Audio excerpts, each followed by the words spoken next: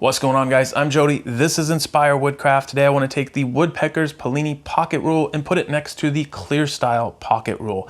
Original, knockoff, but I've seen this one pop up now on Instagram a few times. I wanted to get it in here and put it next to this one so I can kind of show you guys what to expect if you were to buy one over the other. This being more of a knockoff, it's going to come in at a lower price point than this one. And of course, we always read reviews from people who say this is just as good, but those people maybe don't have both of them. So really, how do they know? And that's the whole point of this video. So I'm not going to try and sell you on one or the other. I simply want to have an opportunity to present them both in the same place so that you're more informed moving forward.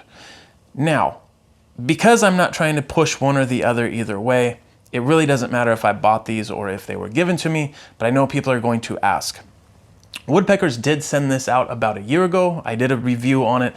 At the time, I told you guys this was probably the best bang for buck Woodpeckers tool you can get, and I still stand by that. This one, I bought it on Amazon. It's been in the shop for a couple days now.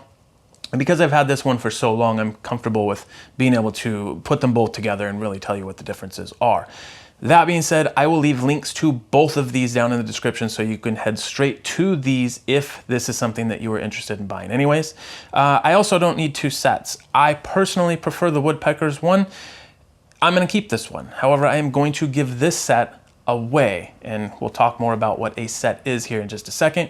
Leave a comment, drop in, say hi. If you have this, or both, or neither, share your experiences. Either way, what are your opinions? What is it that you use these for? What is it that you would use these for?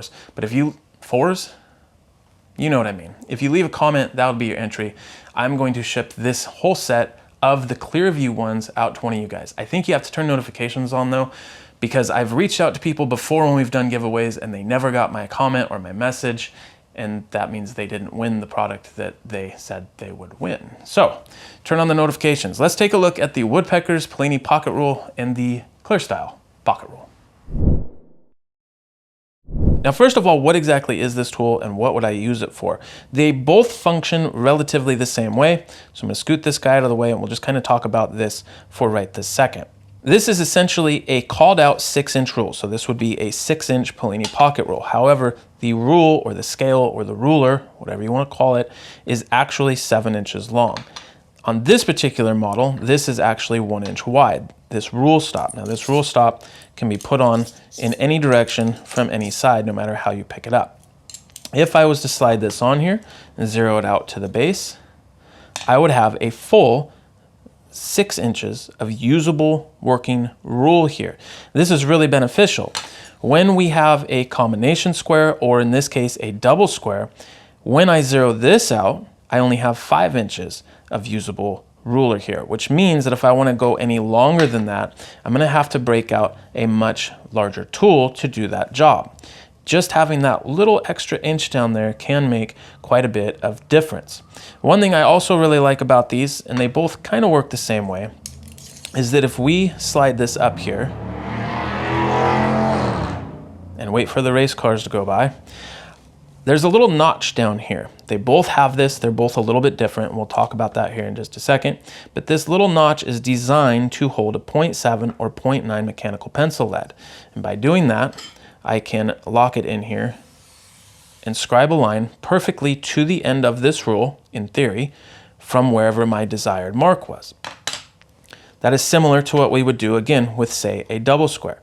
The only issue with a double square or combination square, of course, is that we're kind of having to follow one over the other.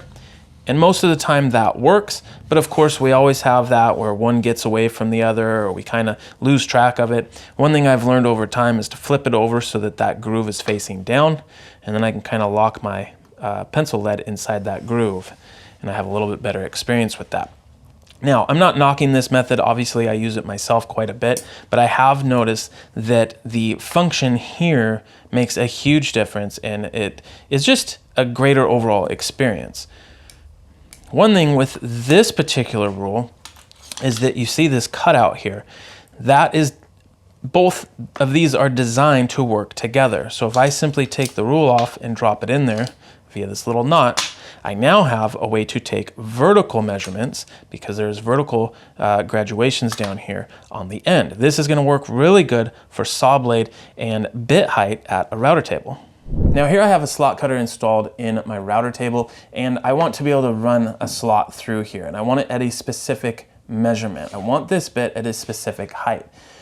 If my collar here and the insert and my table or whatever your setup isn't completely in line with each other across, what can happen is that when you measure with a smaller device such as a ruler by itself or even a double square, if there's any variance in height between especially the two of these, then this is not going to register accurately to where the wood is going to be actually registering, which is out here on these faces here.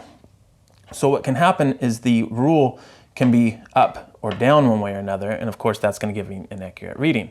If you look here where I have my height adjuster, you can see that a little bit of difference here. That is very similar to what can happen on some router tables. I know my old Bosch router table, I had a heck of a time trying to get this dialed in at the right height.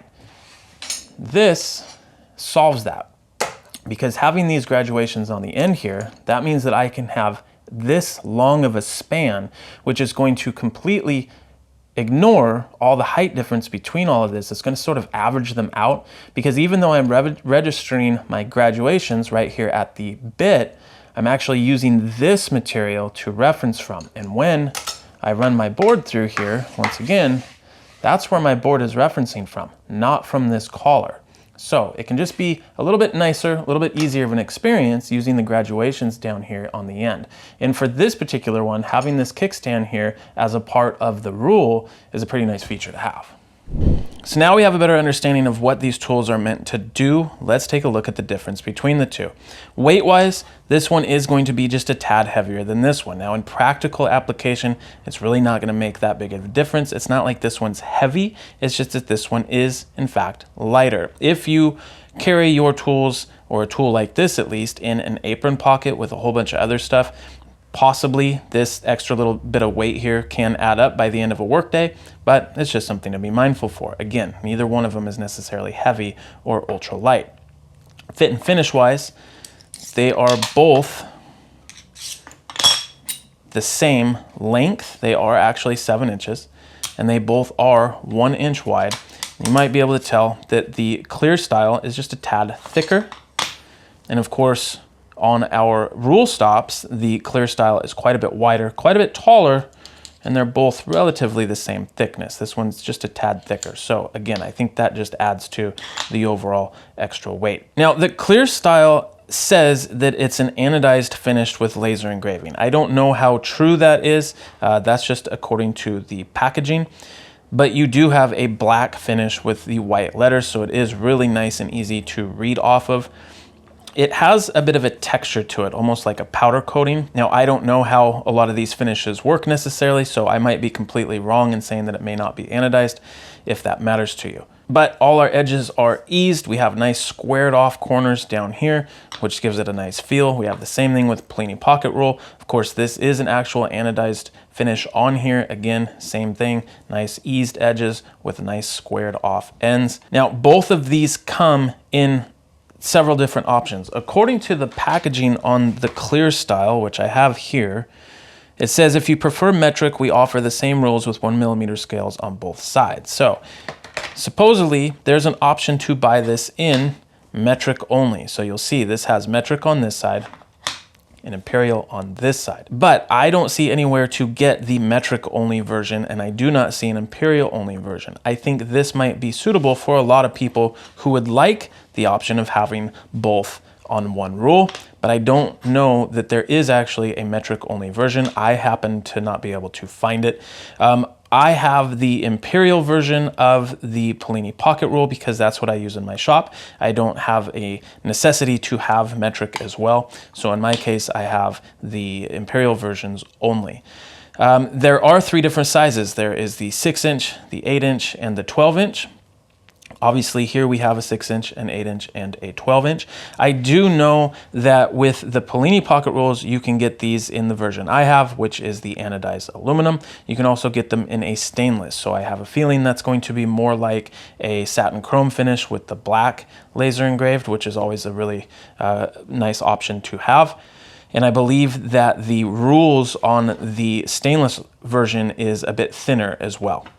Now, I also know that you can buy these individually, or you can buy just 2 or all 3 or whatever it is that you want to do. They also have a metric only option and a combination option similar to this one. Again, I just couldn't find those options with the clear style. Now, as far as graduations go, I'm going to primarily stick to the Imperial side just because, again, I know that better and I'm able to compare these a little bit better that way.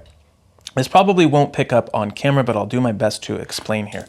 When I line both of these up by their graduations, meaning that here I have a 3 and a 3 lined up together, they all measure out the same, which I was actually surprised to find. There isn't a whole lot of variance here as to where both of these graduations are on both rulers. Hopefully this makes sense. But what I did notice is that if I was to put both of them together, so I'm just gonna drop this in for a nice solid reference and slide them together, this one is off from the end by just a little bit. Now again, it's consistent throughout. If I line up the graduations are just fine. But as you can see here, just that little bit of wiggle, that is how far off the clear style is from the Woodpeckers. It's less than a 64th. You'll also notice that we only have 16-inch graduations here. I don't have an option to go lower than that. So if you don't mind guessing and splitting that into a 32nd, you're probably fine. On the Woodpeckers, at least on the Imperial version, we have 16ths at the bottom, 32nds at the top, and when I flip it over, they reverse, 16ths at the top, 32nds at the bottom. I have found that feature to be very handy from time to time, depending on which scale it is that I want to use and which side of the ruler that I want to use as well. Now, as far as our end scales go, the Woodpeckers version sort of carries that also into its end scale. You might be able to tell here, but on the end I go from 0 to 1 inch in 16th inch graduations.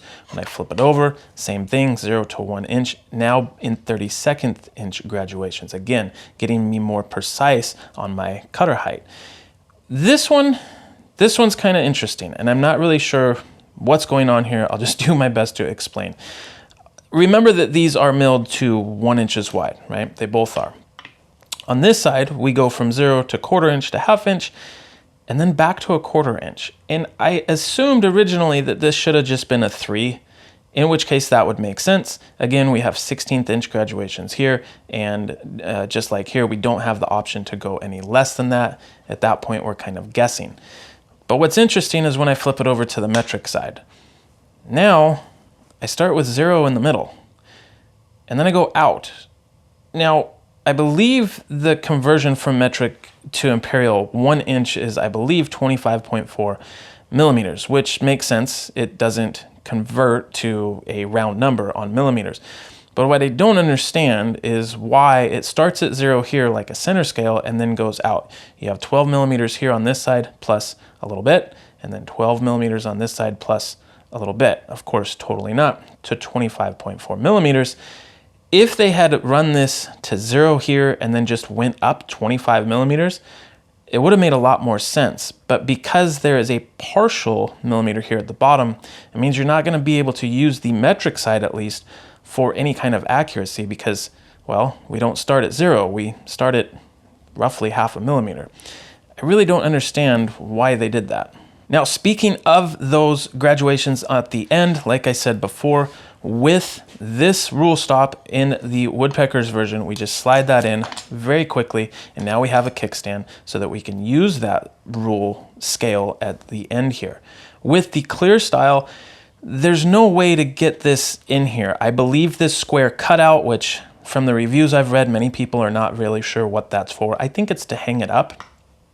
but there's no way to use this as a kickstand. So if you are going to use this, probably on this side, for vertical measurement, it will stay up a little easier than this one by itself based on its width, but of course, it's gonna fall over pretty quickly. One thing that I noticed is you can kind of take this notch here and set it on here and rest it and hope that it stays. That's the only way that I could get this one to work. Now, it could just be that this one doesn't have that feature, which is fine, but I wanted to make note of it. This will hold it a little bit better, but eventually it'll slip and things will fall down. So it's just something to keep in mind. Now, I think I mentioned before that this finish is a little more rough than the other one. There's sort of a curse and a blessing with that. We'll put these back together here. These ones, to my knowledge, were sort of designed so that you could just turn them both to any measurement that you wanted to with one hand. So you just loosen them both up, slide it down, and do that. I do find that I have to then go back and sort of adjust them both again. It could be that I've always been using it wrong. Maybe I just don't have the technique down, but I have always found that I do need to come back and tighten this up. Because this is so smooth, if you don't tighten these up well enough, it can slide on you.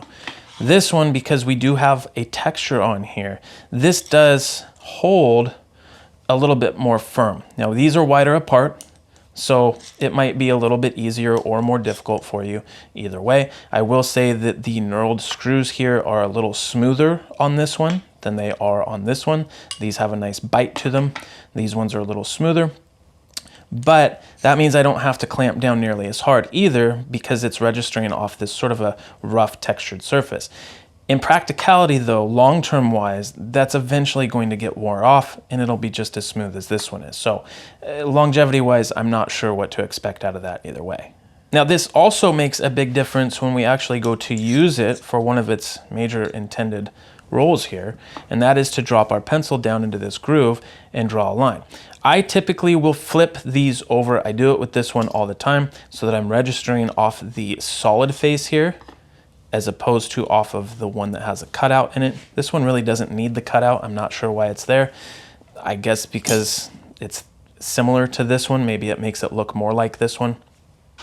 When I drop this in here, you might be able to hear and you might be able to see that it's a little jumpy and a little rough. This one, super smooth. And so that rough texture does make a little bit of a difference between the two. We also have a little bit sharper corners here on the side, which again will make this grab a little bit more than the other one. And I forgot to mention, but the reason I register off that is so that when I get to a spot like this, I'm not falling around a corner. If you were to take this and go here, I can get all the way to the edge. If I was to do it this way, I would fall. I forgot to say that. Anyways, the cutouts here, I mentioned this earlier. We have basically a 1 millimeter hole that's split in half. So this is round. This one is a V. There is some accuracy issues with these. With this one, 0.7 pencil here. I'm going to drop it right in here. I'm going to make a line.